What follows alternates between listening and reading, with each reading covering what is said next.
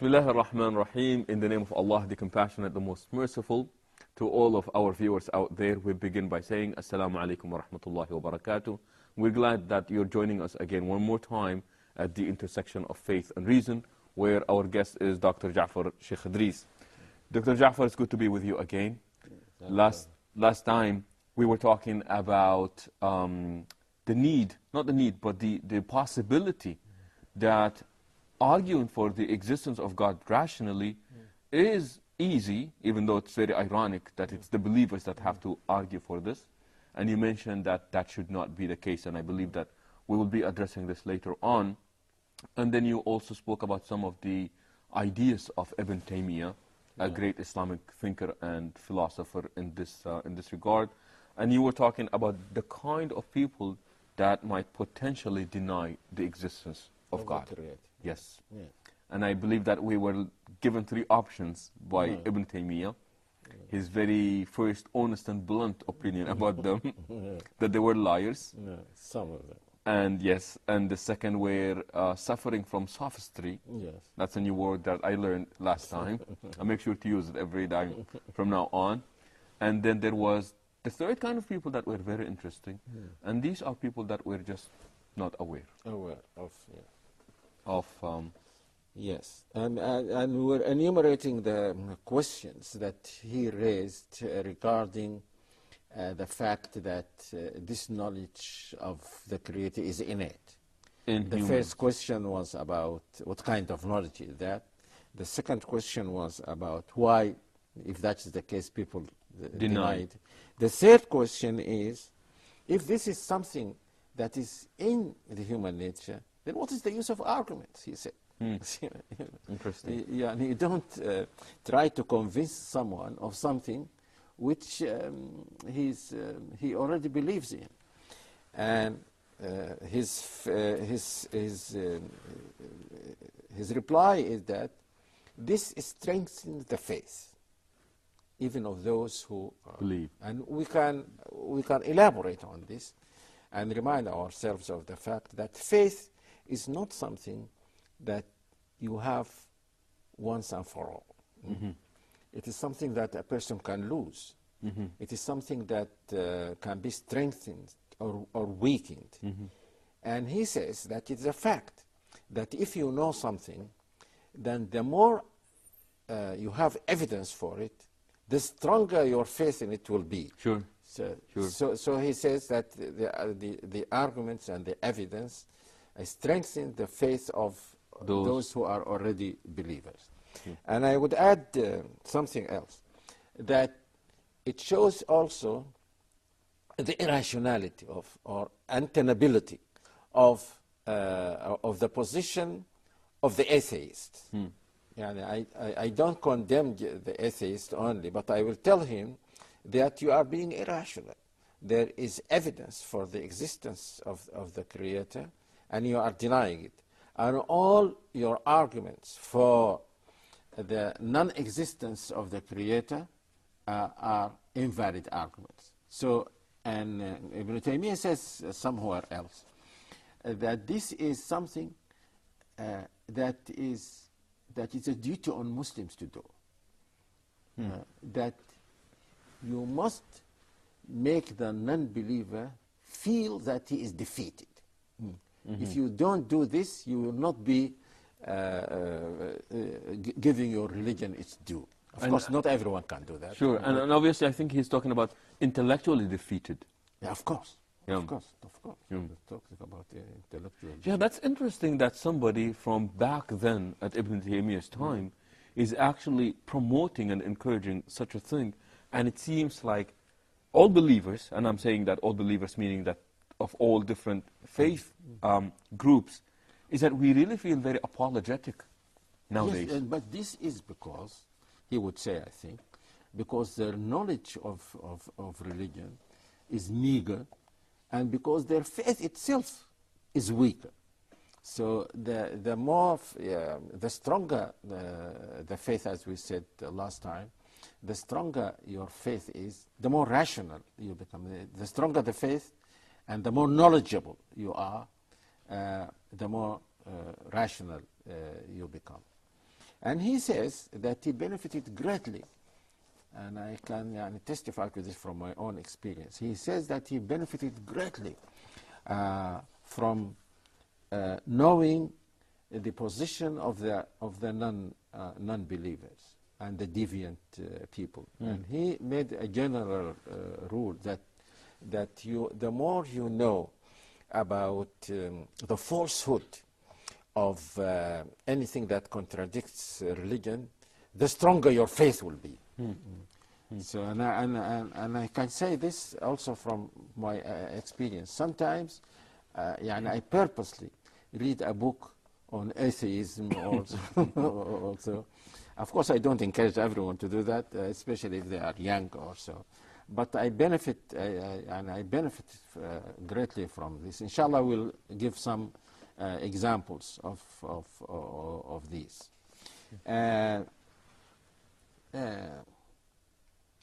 Now, he says that the fundamental thing is what we have said. And this is the reason, in fact, why people believe. They don't believe because of the arguments that we are going to mention now, because some people are not even aware of these arguments. They do not even understand them sometimes. And sometimes the arguments can be put in a wrong form. Some atheists in the West criticized, I think one of them was Kant. They criticized argument for the existence of God.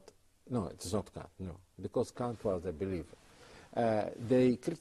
Marx. They criticized argument for the existence of God. They thought that they proved them to be false. Therefore, there is no God. Now, a very famous British philosopher said, no, this doesn't follow. He was not a believer himself, but he was speaking just logically. He said that the arguments can be false, but still God exists. Sure. Because you can give a false argument for the existence of something which in fact exists, but not for the arguments or the evidence that you mentioned. So we want to emphasize this fact. We are not saying this. We are not claiming that any person who doesn't understand these kinds of arguments in the elaborate way which we might resort to is not a believer.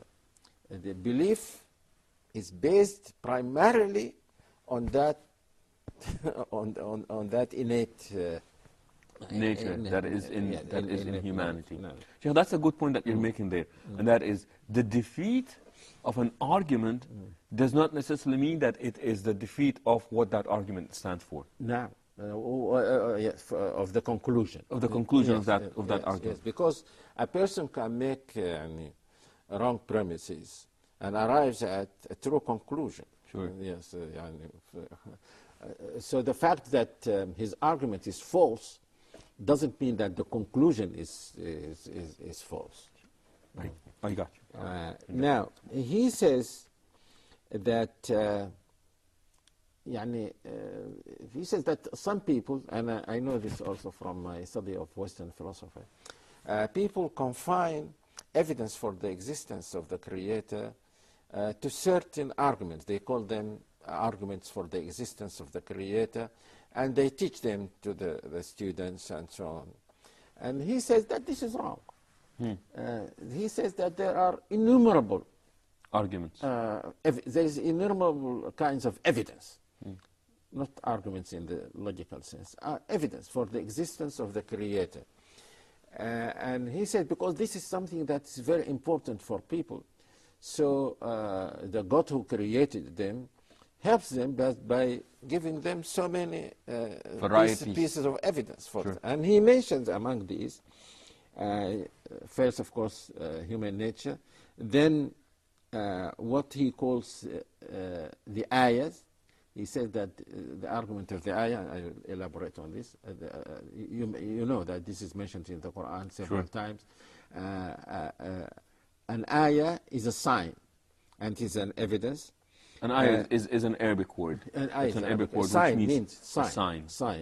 And then there is what is called the cosmological argument. This is very well known to people in the West. And then there is what is called the argument from design, that the world is made in such a way that it must have a designer. Yeah, and it is designed. It is not just God. The world is not made of just isolated, created things.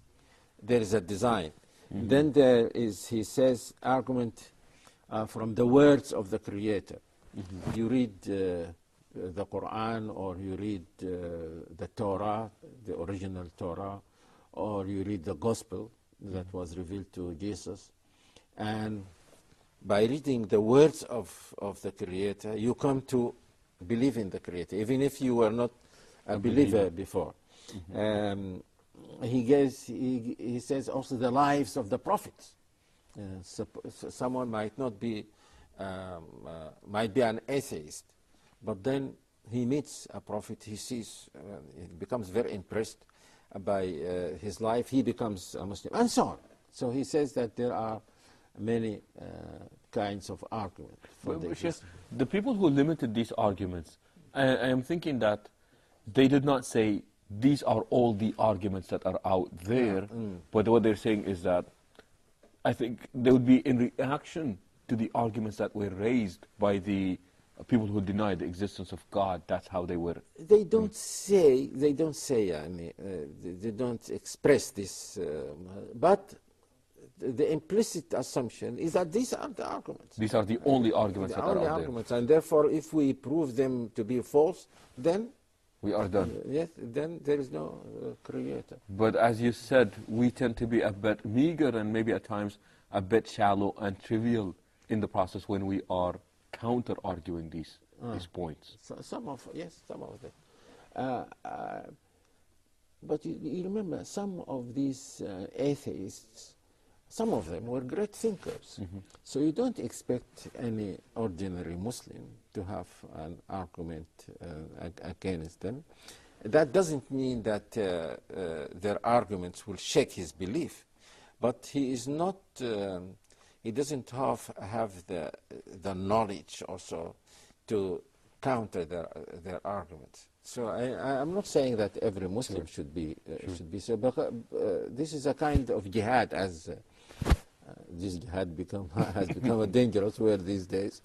But anyway, this is a peaceful jihad, so there is no problem. Sheikh, when we come back, I would like to ask if that has actually promoted atheism, the lack of answers to the arguments that are made. Did that promote atheism in any way, shape, or manner? And please do stay tuned, and we will be back with Dr. Sheikh Jafar again. Assalamu alaikum wa rahmatullah, and welcome back again to the intersection of faith and reason. If you're just joining us, our guest is Dr. Jafar Sheikh Idris, and we are generally speaking about the relationship between faith and reason, and particularly at this point we're talking about the evidence for the rational evidence for the existence of God. And Sheikh, I believe you mentioned them in summary. Yes. And I believe we're going to talk about each one of them at this point. We said the first evidence is the innate knowledge. We did say that, but I'm sorry, I think I did ask, does the lack of response from the community of the believers to the arguments of those who deny the existence of God, did that in fact, promote? to be fair to religious theologians, even in the West, they do write books against atheists. Whether the atheists are convinced or not is something they are not to be blamed for. In fact, one of the staunchest atheists declared that he now became a believer. Yes, he's called Professor Flew. And he used to criticize these arguments for the existence of God and so on. But there will always be people like these, as if they are suffering from sophistry, or they are not aware, or they are liars. So what can you do? But at least the But arguments are there. What? But yes, at least... yes. This is what we should make them feel, that they are wrong. Sure. Whether they admit it or not. Or at least on the defensive, rather than the believers are on the defensive at this point. Okay. I'm sorry, Sheikh. Now, the second evidence is a very important one, is that the evidence of what the Quran and the Sunnah call ayahs. Ayahs. An ayah, as we said, is a sign. He said something interesting. He says, this is Ibn Taymiyyah, he says that a sign is not an argument. It is something that points to something else. For example, I know you, I know your voice. So if I hear your voice, I say, Yasir must be around. So your voice is an ayah, is a sign for your existence. Sure. So it is not an argument. It is not an argument. It points, and he says that the advantage of the ayah over the arguments, as that we will inshallah elaborate on, is that the ayah points to God directly. But while the argument gives you a general conclusion that there must be a creator or an eternal thing. But the ayah, as if you can say, makes a link between you and your creator. That's a very, very interesting point that he makes. But then he raises the question. Someone might say, or I don't know, perhaps I raise the question. Someone might say, but this is not an evidence. This means that I already know God. And I know this is His creation. And to see something as a sign of something else, you must know both. Sure. And you must see the link between the two. So the question would be, then what is the use? Yes, I think he raised this question. Well, then what is the use? I already know God. I'm not sure which is impressive more. The fact that he makes the argument or the questions that he asks for his own argument. Because he's a great intellect. He's not afraid of raising questions. About his own argument. Yes. So he said, there's good reason for this. The first, as we said about the evidence generally, he said that this strengthens your faith. The more you see of God's signs, the stronger your faith in Him will be. Sure. And the more you know about Him. Because in the Quran, there are many verses about that invite us to think about the heaven and the earth and so on. He said that this tells you about the attributes of your Creator. Sure. So there is a reason for this. And he's saying that I don't want to jump into conclusions, but it sounds as if he's saying that the ayahs do serve more of a purpose to the one who already believes. Yeah, of course. Yes. Rather than the one who does not. What about someone who doesn't believe? He says that you help him to see the link between the two. There must if he thinks deeply about the nature of the creation, and he already, even if he doesn't believe in God, he must have an idea of God. As some people said, you can't deny something of which you have no idea. So even an atheist must have an idea of what he is denying. What he is denying. Now, if he has that idea, and then you tell him about the nature of the creation, to help him to see the connection between the creation and what he's denying, which is he's God. denying, and then he will accept it. Because many of the atheists say that we don't see them as ayahs, we see them as just brute facts. this is a tree, that is the sea, these are clouds, and so on. He says that the argument helps the person to see the link between the two. And the best argument that does this is an argument in the Quran, which I will, with your permission, elaborate on. Please. The Quran says, أَمْ خُلِقُوا مِنْ غَيْرِ شَيْءٍ, were they created out of nothing? أَمْ خُلِقُوا مِنْ غَيْرِ شَيْءٍ أَمْ هُمُ الْخَالِقُونَ, or were they the creators of themselves? This means that the Quran is not assuming the non-existence of the Creator, as some of the arguments do. It is assuming that there is a Creator. And it tells the person who denies the existence of the Creator, then what is the alternative? If there is no Creator, then how did you come to be? And that will be the first part of the verse. أَمْ خُلِقُوا مِنْ غَيْرِ شَيْءٍ. Yes. Where did you come from? And whenever the Quran asks a rhetorical question, this means that the answer is well known to a rational person. أَمْ خُلِقُوا مِنْ غَيْرِ شَيْءٍ, did you come from nothing? Any rational person with a little reflection would say, no. Well, nothing comes from nothing. No. أَمْ هُمُ الْخَالِقُونَ, are you the creators of yourself? Again, with a little reflection, one can see that a thing doesn't create itself. Sure. Because to create, it must be there. Sure.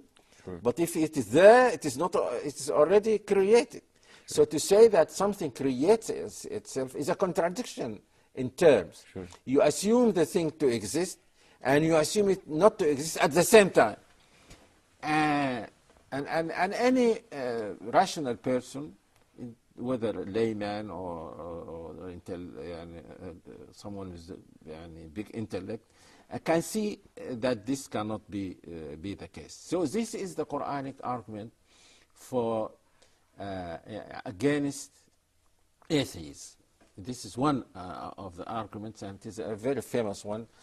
Many of our theologians elaborated on it, and it is better than the arguments that we will mention inshallah about what is called the cosmology. Sheikh, yes. Please, I'm sorry, but there is no third alternative mentioned in the verse. Because there is no third alternative. The third alternative is that it must be created by that is assumed. And that is left unsaid. Yeah, but it's assumed. It is. This is what you said at first. You said that we should not be on the defensive. Now here the Quran is not on the defensive. It says there is a creator. If you deny the creator, then show me. You either created yourself, which is impossible, or you came from nothing, which is impossible. And we won't even mention the third alternative because it is well known. It is well known. Nice. So this is the Quran. For some time, I thought that this was like the cosmological argument that starts by assuming that there is no creator and then proving the existence of the creator. But then I discovered that I was mistaken. In fact, the assumption is that there is a creator. Let's prove otherwise. Yes. So nice. The onus of proof is on you who deny the existence of the creator. And that's what the Quran is promoting at this point. And I tell you something interesting. Inshallah, I will give some evidence for this if we continue this discussion. I looked into the arguments of the atheists, contemporary arguments, and I found that most of them had to resort to one of these two. One of these two alternatives. Nah, or both of them sometimes. Even some great scientists had to say, because they insisted on atheism, had to say that things come from nothing, or had to say that they create themselves. There was a third alternative for the atheists, but now it is no longer there. They used to say that the world is eternal. So it doesn't need to be created. Now, after the Big Bang theory, it is only a theory, but anyway, it closed that alternative there. Yes, because according to the Big Bang theory, everything had a beginning: time, space, matter, and so on. So no one can say that the world is eternal. And even before the Big Bang theory, it was wrong to say this, because you cannot point to anything in this world and say that it is eternal. The Greeks used to think that the heavenly bodies are eternal, because they said that they never saw any change in the sun or the moon, or so they must be eternal. And Al-Ghazali replied to them. He said, how do you know? These are huge bodies. This is what Al-Ghazali said. And they are very far away from us. So if they diminish, you will not see the amount of diminishing part of them.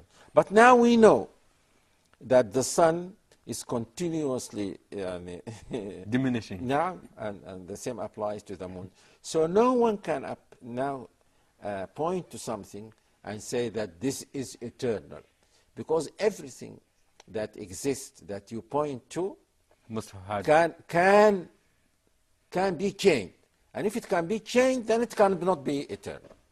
And with this, we would come to the end of this episode, hoping that you would join us next time with our dear guest here, Dr. Jafar Sheikh Idris. Until that, we say so long. Assalamu alaikum wa rahmatullahi wa barakatuh.